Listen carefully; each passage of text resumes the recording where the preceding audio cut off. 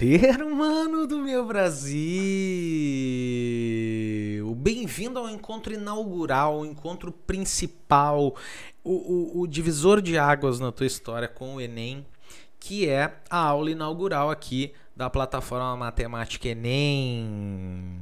Você me conhece já, mas não custa lembrar, eu sou o professor Guilherme Panda e aqui estou para te mostrar, nesse encontro inaugural, né, como que se estrutura a prova de matemática do Enem do ponto de vista filosófico e, óbvio, como funciona do ponto de vista prático. Nós vamos aprofundar nos próximos encontros, porque nós vamos falar de cada uma das habilidadezinhas que compõem essa matriz de referência. Mas nesse primeiro encontro, o meu objetivo aqui é conseguir te mostrar, primeiro, qual é a estrutura da matriz de referência do Enem, que serve de base para a criação das questões e a composição da prova como um todo, né? E te dá uma explicação estrutural de como funciona cada uma das competências, quais são os principais assuntos que cada uma das competências aborda e como que eu tenho que pensar quando eu estudo um determinado conteúdo, um determinado assunto. Como é que eu tenho que pensar que ele pode ou não aparecer dentro da prova, tá? Para a gente quebrar um pouco a maneira tradicional de pensar conteúdo, questão, como a gente está acostumado quando estuda para vestibular. Tá certo? Então vem comigo para esse quadro. Esse quadro é o seguinte. Esse quadro aqui é o meu maravilhoso, gostoso e querido quadro digital. E eu vou te mostrar os detalhes da matriz de referência, que é, para nós, o edital do Enem. Tá bom? Então tá aqui, olha que bonito esse brasão, esse troço oficial do INEP, o Instituto Nacional de Estudos e Pesquisas Educacionais. Ele diz o seguinte: a matriz de referência do Enem começa pelo que nós chamamos de eixos cognitivos. Eles são comuns a todas as áreas do conhecimento. O que o aluno tem que saber para performar nesta prova? O primeiro eixo cognitivo é dominar linguagens, dominar a norma culta da língua portuguesa e fazer uso das linguagens matemática, artística e científica e das línguas espanholas e inglês. Então, em todas as áreas, a gente tem que dominar linguagem. Especificamente me interessa esta parte, a linguagem matemática. E aí tem toda a parte de simbologia que a gente tem que saber ler e interpretar, além de toda a nomenclatura envolvida dentro dos processos matemáticos, tá?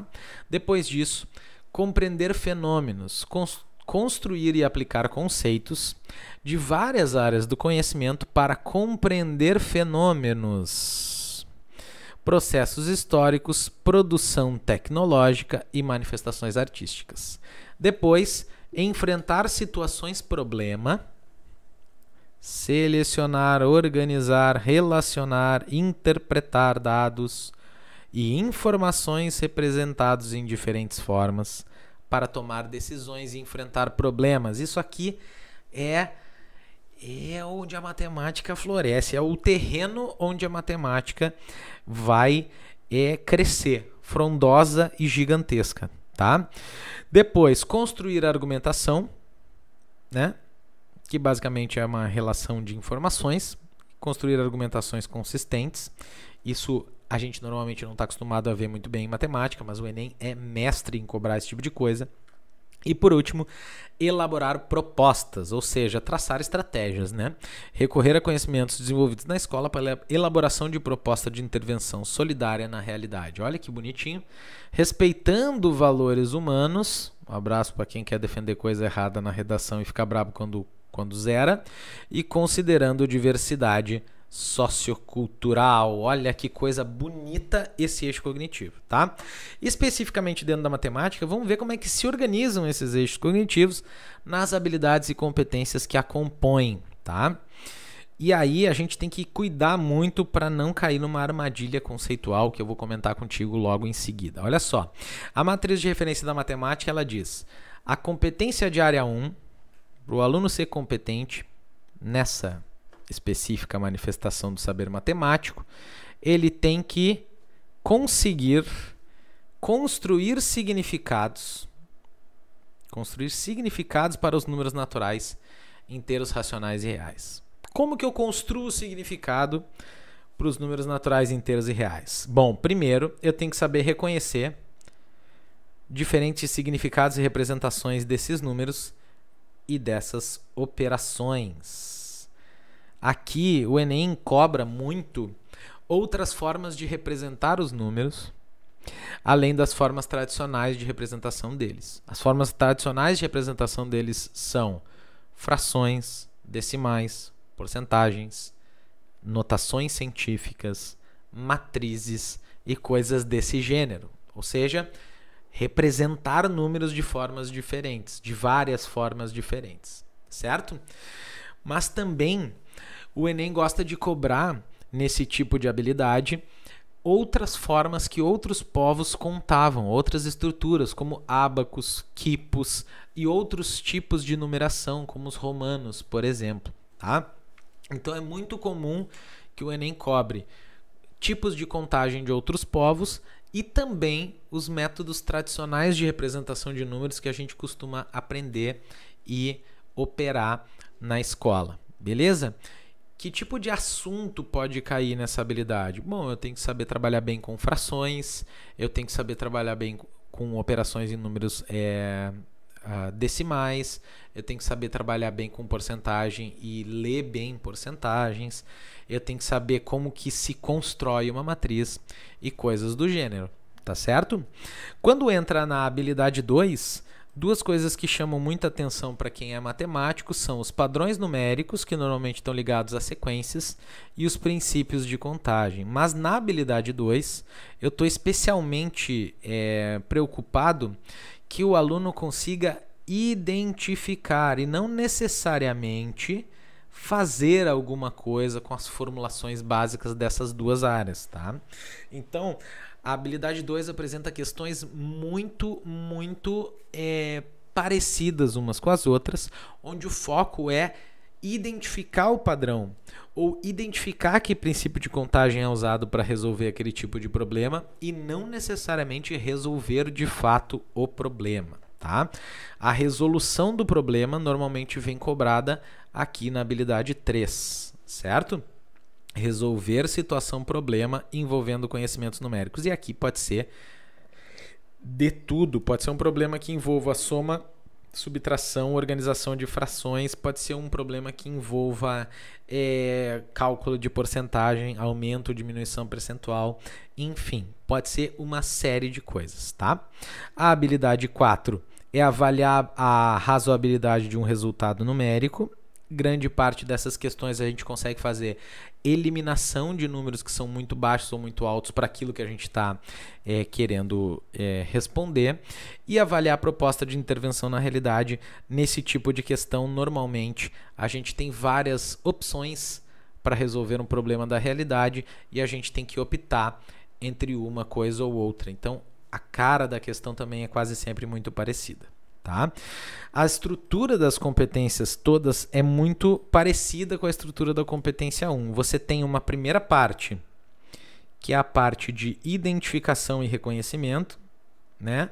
E você tem uma segunda parte, que é a parte de aplicação, certo? É onde você aplica aquilo que você reconhece para algum fim, ou para resolver o problema, ou para avaliar argumento, ou para avaliar a proposta de intervenção na realidade. Então, as outras competências vão acabando por trocar o objeto do conhecimento central em cada uma, mas a estrutura é mais ou menos essa. As primeiras são identificação e interpretação e reconhecimento, e as demais é a aplicação desse conhecimento, tá?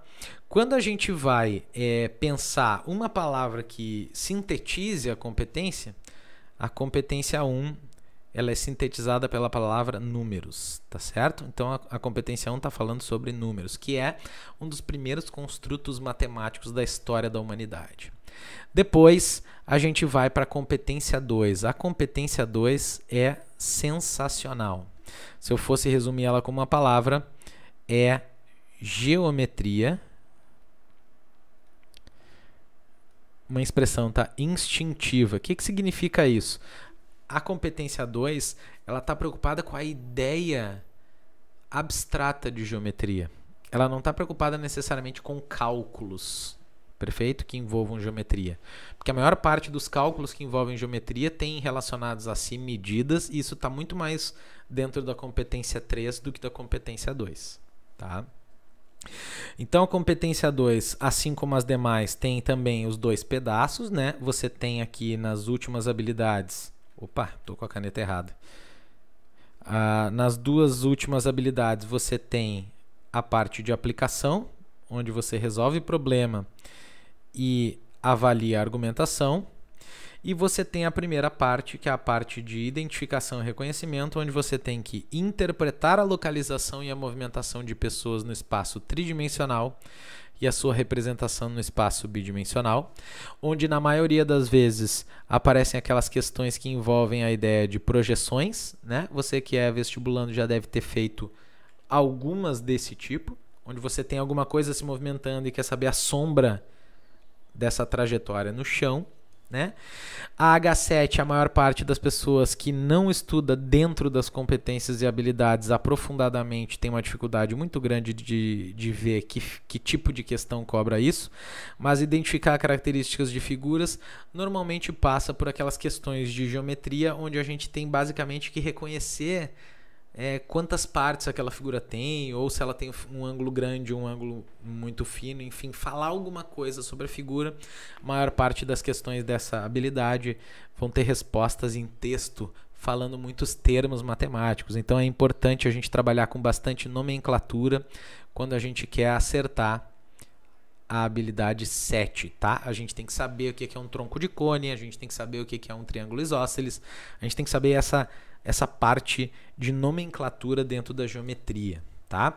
E a competência 2 é como se fosse a introdução do pensamento geométrico. A gente não necessariamente faz muitos cálculos dentro dessa competência, tá? Na competência 3, sim, a gente começa a trabalhar com grandezas e medidas, ó. Construir a noção de grandezas e medidas. Então a gente começa a trabalhar com unidades aqui e questões que envolvam trabalhar com unidades, né? Então, quando a gente faz um cálculo em geometria, a nossa resposta é em unidades, é uma grandeza. Esse tipo de coisa está dentro da alçada da competência 3. De novo, 3 últimas habilidades, habilidades de aplicação.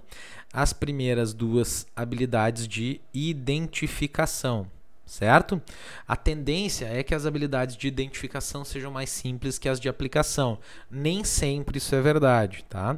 Em alguns casos, as habilidades de identificação podem ser bastante complexas, mas a maior parte das questões que estão dentro dessas primeiras habilidades de cada uma das competências tem uma tendência bastante importante a serem mais simples, o que vai ser muito importante para melhorar o nosso rendimento e aumentar a nossa nota pelo TRI, mas esse é um papo que a gente vai aprofundando ao longo do curso aqui, conforme as aulas forem passando, beleza? Dentro da habilidade 3, a gente tem a primeira, que é a habilidade 10, é identificar relações entre grandezas e unidades de medida. São questões que normalmente trabalham com unidades diferentes ou com transcrição de uma unidade para outra, para conseguir relacionar bem as grandezas com as unidades que são usadas em cada uma delas, tá? Na habilidade 11, utilizar a noção de escalas na leitura e representação de situações do cotidiano é uma das coisas mais importantes, que tem muita incidência. Mais de uma habilidade normalmente costuma cair mais de uma vez. Afinal de contas, nós temos 30 habilidades e 45 questões. A habilidade 11 é uma habilidade que costuma cair mais de uma vez, tá? Em todas as edições do Enem. Então é muito importante que tu tenha bastante desenvoltura nas questões que envolvem escala, e nós vamos ter uma aula muito boa sobre isso mais para frente.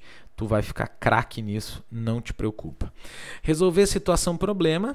Daí é a mesma coisa, resolver situação-problema que envolva grandezas e medidas, avaliar o resultado de uma medição com uma construção de argumento consistente, avaliar a proposta de intervenção na realidade utilizando conhecimentos geométricos. Tudo isso é cobrado dentro da competência 3. Sim? Então nota que a matriz de referência do Enem, ela vai construindo os conceitos matemáticos e exigindo do estudante na mesma ordem que a humanidade construiu. Então, primeiro os números, depois a noção intuitiva de geometria, depois a junção dessas duas coisas, usando números para medir coisas, onde a gente relaciona grandezas e medidas, e aí a gente vai para a competência 4, onde a coisa começa a ficar tensa, porque a gente vai introduzir o conceito de variação. Essa é a palavra central dentro da competência 4, certo? Ela vai ter 3 aplicativas e somente uma identificativa, né? Identificar a relação de dependência entre grandezas, quando é que uma grandeza faz com que a outra varie a partir da sua própria variação. Isso nós vamos definir porque é a semente do conceito de função, certo? Mas aqui a gente está introduzindo a ideia de proporção, né? Nota que a habilidade 16 já fala sobre direta ou inversamente proporcional, é porque a gente está introduzindo primeiro identificar que existe uma proporção e depois nas próximas habilidades a gente está aplicando essa coisa que a gente identificou para resolver problema em primeiro lugar, recurso para construção de argumentação e proposta de intervenção na realidade, como é em todas as outras. Então o foco central aqui é identificar a variação e a dependência entre grandezas. Isso costuma aparecer na primeira habilidade como uma interpretação gráfica, muitas vezes, tá certo?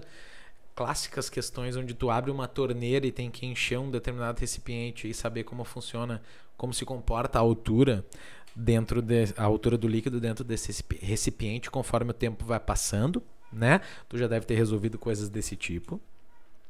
E depois, bom, enfim, aplicar essa noção de proporção direta e inversa dentro da resolução, análise de argumentação e intervenção na realidade. Dentro da competência 5, a gente finalmente chega na construção do conceito fundamental de função, onde a gente abre ainda mais o escopo de ferramentas matemáticas que a gente tem para trabalhar com problemas onde há variação. Então a gente estuda todas as famílias de função e como elas se adaptam a cada tipo de problema. Então transformar um problema num problema que pode ser resolvido com funções é modelar, tá certo? É a transcrição de um problema real por uma estrutura matemática de função. Tá? Como todas as outras partes, as últimas aqui são as aplicações e as primeiras são as identificações. Tá? Identificar a representação algébrica, isso aqui é especificamente focado nas equações que representam aquele problema. Então a gente tem que conhecer as principais famílias de função e saber que tipo de situação se encaixa melhor em cada tipo de função. Isso tudo a gente vai ver na aula da habilidade 19. Quando a gente entra na habilidade 20, a gente vai focar em interpretar o gráfico cartesiano que represente essas relações. Então a gente vai falar muito sobre comportamento, como se comportam as variáveis e qual é o reflexo no gráfico a partir do comportamento delas e que tipo de gráfico melhor representa cada uma das situações possíveis que envolvem variação de grandezas. Claro, depois a gente usa para resolver problema, avaliar argumento e proposta de intervenção na realidade, que são basicamente 3 estruturas um pouco diferentes de questão que vão cobrar basicamente o mesmo foco de assunto que é cobrado na 19 e na 20, certo? De novo, a tendência é que 19 e 20 sejam habilidades mais simples que 21, 22 e 23, afinal de contas a gente só precisa interpretar ou identificar, a gente não precisa necessariamente botar para quebrar dentro dessa estrutura, né? Chegando finalmente à competência 6, onde a gente vê a maior parte das confusões dos professores que ainda não entenderam como funcionam as habilidades, interpretar informações de natureza científica ou social da leitura de gráficos e tabelas. Então os professores acham que aparecer um gráfico ou uma tabela é dentro da competência 6. Só que o central dessa competência não é essa parte do texto. O central dessa competência é isso aqui, ó, realizando previsão de tendência, extrapolação, interpolação e interpretação. O que significa isso? Eu tenho que usar os conhecimentos que eu construí na competência 5 sobre como as coisas se comportam em um problema onde há variação para conseguir fazer uma previsão, extrapolar uma tabela, entende? Dizer quanto vai valer daqui não sei quantos anos, Sacou? Então, eu tenho que ler o gráfico e observar se eu consigo, a partir da leitura, conseguir fazer uma previsão de tendência. Isso é muito diferente de uma questão que tem os dados apresentados numa tabela, mas eu tenho que fazer uma outra operação. Isso não tem nada a ver. Tá cheio de questão da competência 1, que fala de combinatória e que apresenta os dados em uma tabela. Isso não significa que vai ser competência 6, tá? A competência 6, ela necessariamente passa por a gente, de alguma forma, mobilizar os conhecimentos que a gente viu na competência 5 para conseguir fazer esse tipo de raciocínio, tá? Então, os dois principais tipos de questão que aparecem na competência 6 são aqueles em que a gente tem que usar funções para extrapolar um pouco, né? Pelo menos o conceito intuitivo, né? De crescimento linear ou exponencial, a gente tem que saber o que se trata quando estamos falando disso. E alguns gráficos que tenham formatos não convencionais, e aí a gente costuma ter que prestar um pouco mais de atenção, mesmo que não use tanta coisa assim, mas vai ser um pouco mais difícil de fazer a leitura, tá? Muitos alunos acham que pode ser muito fácil porque é só leitura de gráfico e tabela, mas nesse caso tem várias questões que às vezes nos obrigam a errar por confusão na interpretação. A primeira habilidade é a habilidade de identificação, as demais habilidades de aplicação é a competência com menos habilidades que a gente tem na prova toda. E a última de todas vai ser a competência 7. Ela é a minha preferida. Olha, porque o texto dela é emocionante. Compreender o caráter aleatório e não determinístico dos fenômenos naturais. Olha só, as coisas naturais, elas costumam acontecer de forma aleatória e não determinística. E utilizar instrumentos adequados para medida, determinação de amostras, cálculos de probabilidade. Determinação de amostras está falando de estatística. Para interpretar informações de variáveis numa distribuição estatística. Foco desta habilidade, estatística e probabilidade, certo? Mas eu tenho que entender estatística e entender probabilidade, que elas não são determinísticas. Elas são, como o próprio nome já diz, probabilísticas. Então, quando a gente estuda alguma coisa, a linguagem moderna da ciência faz uso da estatística, da probabilidade, certo? Dizer que um remédio funciona não é o mesmo que dizer que ele sempre funciona. Tá certo? Dizer que o remédio é eficaz é do ponto de vista de uma distribuição probabilística, sacou? Sempre há uma probabilidade da coisa que funciona não funcionar, tá certo? E toda a ciência é construída em cima da probabilidade. Quase todas as leis que vocês estudam sobre outras ciências, elas são estipuladas e os experimentos que confirmam elas são experimentos probabilísticos. Em 98% das vezes aconteceu isso, então vamos dizer que isso é verdade, sacou? Então, a gente tem que entender que falar que a chance é pequena não significa que não ocorrerá. E falar que a chance é grande não significa que é certo que vai acontecer. Essas coisas são não determinísticas e acontecem de forma aleatória. Olha que coisa bonita. Dentro dessa aí, a gente tem a mesma estrutura das demais. As últimas são aplicações e a primeira é identificação.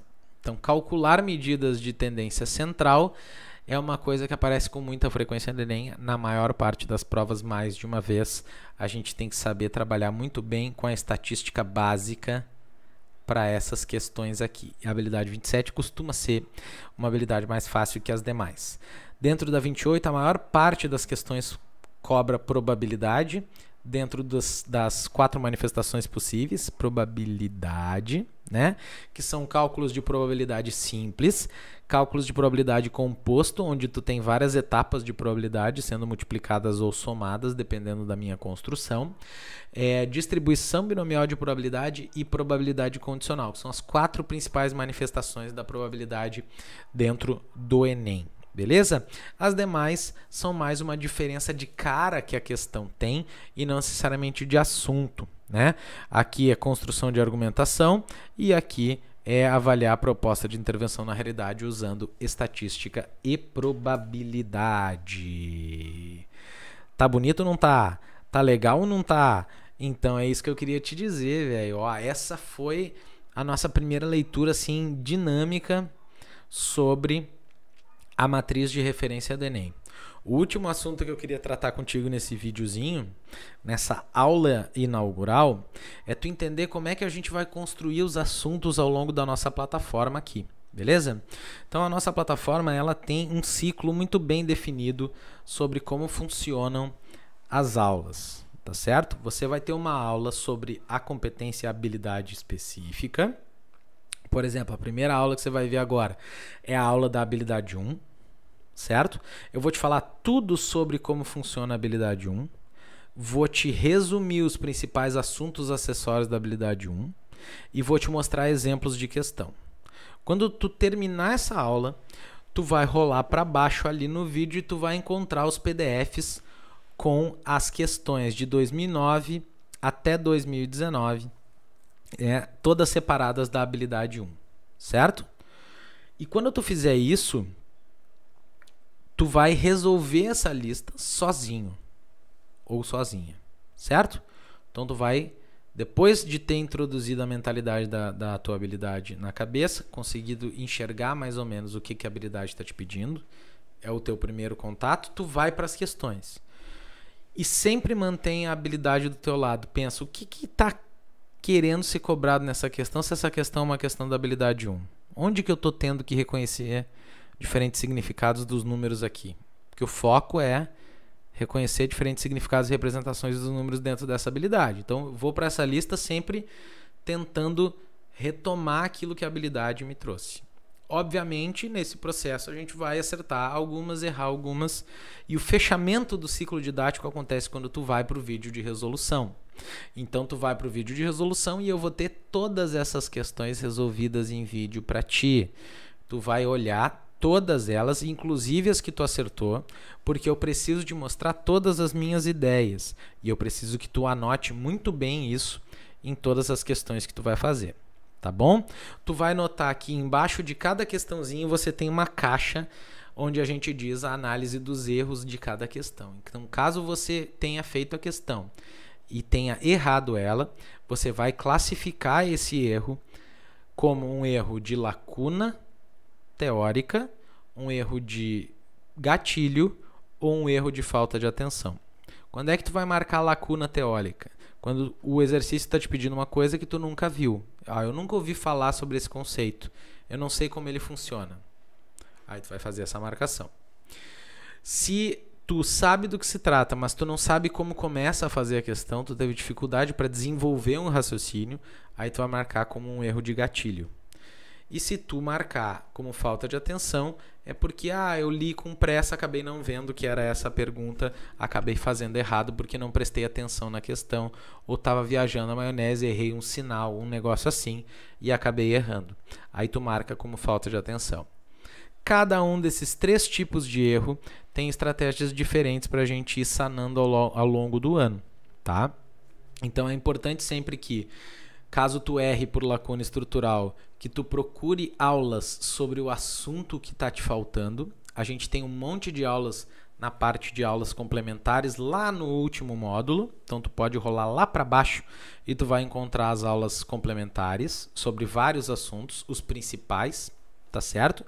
E tu sempre pode me procurar para tirar dúvidas conceituais que tu não tenha sacado e que tenha te faltado em algum momento. Eu posso te indicar algum material ou te responder se for uma dúvida pontual, beleza? Se for um erro de gatilho, tu precisa ter acesso a questões parecidas com aquela. Tu pode me procurar e eu vou te dar conselhos de como tu consegue resolver cada um dos gatilhos que tu esteja com problema para fazer. Mas na maior parte das vezes, se o erro é um erro de gatilho, ao ver a resolução, tu precisa anotar muito bem o que eu argumentei na hora de fazer cada uma das questões que tu errou por gatilho, sacou? Então tu não sabe como começar, mas quando tu vai ver o meu exercício e como eu resolvo ele, tu vai ver o que me fez ir para cada um dos passos e fazer essa anotação na questão. Vai te ajudar na hora de revisar em como trabalhar com cada tipo específico de questão. E se teu erro for falta de atenção, bom, aí tu precisa procurar ajuda e te organizar mentalmente para que tu consiga fazer as coisas com mais calma e prestando mais atenção. Beleza? Essa é a minha introdução sobre análise de erros e nós vamos falar bastante sobre isso ao longo do ano inclusive em encontros extras que nós vamos ter mais para frente. A última coisa que eu queria te falar nessa aula é sobre como que a gente pensa os assuntos. É claro que em matemática a gente precisa ter o domínio de certas técnicas, afinal de contas, não é só lendo a matriz de referência que você vai ficar bom em matemática, tá? Lá na parte de baixo da matriz de referência, a gente tem um anexo que são os objetos de conhecimento associados à matriz de referência. Então, nota que é muito claro o que o Enem está querendo dizer com isso. Objetos do conhecimento normalmente são os assuntos, os conteúdos que a gente aprende na escola. E eles estão associados, eles não são aquilo que é cobrado, eles estão, de certa forma, associados ao que se cobra. Tá certo? Então eu queria te mostrar aqui, dentro da parte de matemática, quais são os conceitos que estão por dentro das competências, tá? Aí o exercício. A matriz diz assim: conhecimentos numéricos, operações em conjuntos numéricos, desigualdades, divisibilidade, fatoração, razões e proporções, porcentagens e juros, relações de dependência entre grandezas, sequências e progressões e princípios de contagem. Então, a parte de conhecimentos numéricos é essa listinha aí. Nota que não existe nada muito específico, entende? O exercício fala, a matriz fala desigualdades, mas ela não fala resolver inequações, entende? Fala princípios de contagem, mas não fala aí que tu tem que saber permutação circular, entende? Então, as coisas que a gente estuda, a gente vai estudar elas depois que a gente entendeu o que a habilidade pede de nós. E a gente vai estudar elas em caso de necessidade, ou seja, caso eu precise aprimorar as minhas ferramentas para conseguir manifestar a habilidade. Sim? E aí tem todos os outros, conhecimentos geométricos, onde fala de semelhança de triângulos, fala de teorema de Tales, relações métricas, circunferências, trigonometria no ângulo agudo, estatística e probabilidade, algébrico, fala de gráficos e funções, aí fala das famílias principais de função, conhecimentos algébricos geométricos, fala sobre plano cartesiano, quer dizer, basicamente são todos assuntos do ensino médio, só que eles estão aqui não como uma listagem de coisas que eu preciso decorar, eles estão aqui como uma base de raciocínio matemático que eu posso mobilizar para resolver certas habilidades e certas competências, tá? Então, uma boa preparação para o Enem, ela vai necessariamente fazer uso de vários assuntos, mas eu tenho que conhecer antes a cara que as questões têm em cada uma dessas habilidades para orientar o estudo que eu vou ter desse assunto, entende? Eu tenho que conhecer a habilidade 2 para saber que tipo de coisa se cobra sobre princípios da contagem antes de eu abrir uma playlist gigantesca com análise combinatória e fazer 150 mil exercícios sobre coisas que podem não aparecer. Entende?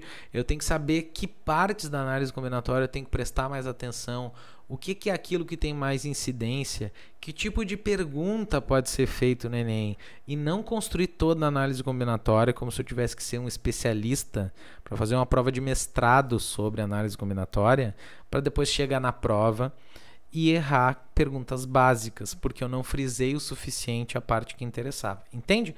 Essa é a mentalidade que a gente vai ter quando for olhar para essas questões, tá bom? Esse é o primeiro passo que tu tá dando nesse mundo de exploração das habilidades, tá? Eu queria te parabenizar por estar pensando diferente e te dizer que é questão de tempo para tu enxergar que tu fez a escolha certa, né? Depois que tu sintonizar com as habilidades, é quase certo que o teu tempo de resolução e a quantidade de questões que tu vai conseguir resolver vai crescer muito importantemente nesse processo. Bem-vindo, bem-vinda, bons estudos para ti e até o próximo encontro. Um abraço e até mais.